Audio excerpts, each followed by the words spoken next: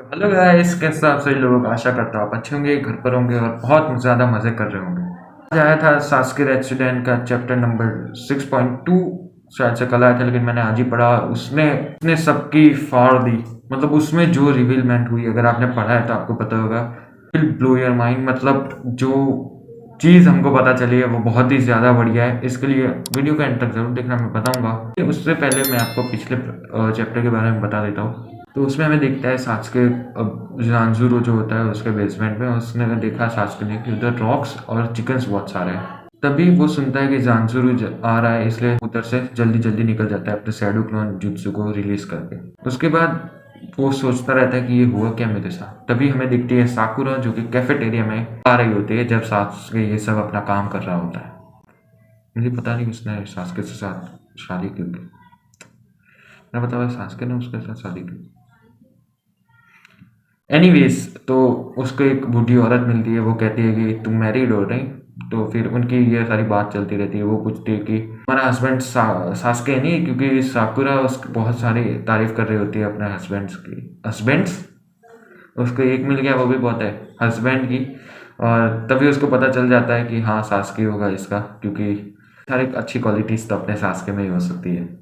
वो भी सोचती रहती है बूढ़ी औरत की इसको कैसे मिल गया भाई। तभी हमें दिखता है अगले सीन में कि सास्के और गी कहीं पे गए होते हैं और वो दोनों बैठे होते हैं, कुछ कर रहे होते हैं। और उनको एक गिगी उसको कहता है, एक बहुत बड़ा होल होता है, फिलअप हो जाएगा वाटर से। तो उसको सास्के पूछता है कि ये हुआ क्या है। तो वो कहता है कि इधर बहुत साल पहले मीटियोराइट गिरा था। तभी उसको याद आता है कि फ्रॉम द स्काई अर्थ, ऐसा कुछ था उसका कोड में से। तो वो जल्दी से जल्दी साकुरा को वो मैसेज देने जाता है। और साकुरा को भी उससे मिलना होता है, क्योंकि उसको ककाशी का मैसेज मिला होता है कि जो शायद से जानसुरु, जो भी नाम है उसका, क्या नाम है, वो कुछ एसेट्स के लिए उधर हो सकता है। तो वो डिसाइड करते हैं रात को मिलने का। नेक्स्ट चैप्टर में मतलब हमें देखने को मिलता है कि वो दोनों उधर आए होते हैं। पहले तो वो बहुत सारी तारीफ करते हैं कि वाह क्या दिख रहा है, सीनरी बहुत अच्छी होती है। तभी सास्के साकुरा के बारे में कहता है कि तुम कितनी अच्छी हो। कहता है मैं जब चला जाता हूँ तो सारादा उन सब का ध्यान रखते हो वो सब। मुझे पता नहीं वो कैसा क्यों कह रहा था, लेकिन फिर भी वो साकुरा भी खुश हो जाती है। वो भी कहने लगती है कि क्या कह रहे हो तुम। उन सब की यही लवली बातें चल रही होती है। तभी साकुरा जो होती है अपने हैंड साइंस करना स्टार्ट कर देती है। और तभी सास्के को कुछ याद आता है कि ये क्या हुआ भाई, ये क्या। सास्के कार्ड को देखता है, उसके पीछे एक लिजर्ड और रॉक थी। तभी वो कहता है कि लिजर्ड और रॉक ये क्यों है। तो साकुरा उसको करेक्ट करती है कि ये लिजर्ड और रॉक नहीं, ये डायनासोर और मीटेरोइड। तभी अपने Sasuke being 100 IQ and साकुरा being small IQ, उसको पता चल जाता है कि ये सब हुआ क्या है। तो वो तभी समझ जाता है और वो सोच रहा रहता है, मतलब अपने मन में ही सब सोच रहा होता है। तभी साकुरा अपने जो हैंड स्टाइल्स होती है वो कंप्लीट कर लेती है और वहाँ पे बहुत बड़ी लाइट आ जाती है उधर। साकुरा उसके पास जाती है और उसको अल्ट्रा पार्टिकल्स मिलते हैं और उसमें बहुत सारा चाकरा होता है, वही बात चल रही होती है। तभी सास्के उसको कहता है कि तुम जल्दी अभी हमें इंस्टीट्यूट जाना पड़ेगा। साकुरा उसको बीइंग स्मॉल IQ पूछती है क्यों। तो वो कहता है कि मुझे समझाने का टाइम नहीं है, जल्दी चलो। अभी सास्के ने एक बुक पढ़ी होती है, उसमें लिखा हुआ था कि मीटेरॉइड यहाँ पे गिरा था और जो है डायनासोर्स होते हैं वो एक्सटिंक्ट हो गए थे। ये बात हमें पता है।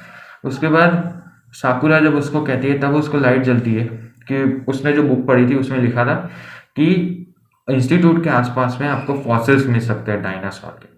और वो जो उसके बेसमेंट में गया था तो वहाँ पे बहुत सारे पत्थर हो सकते हैं।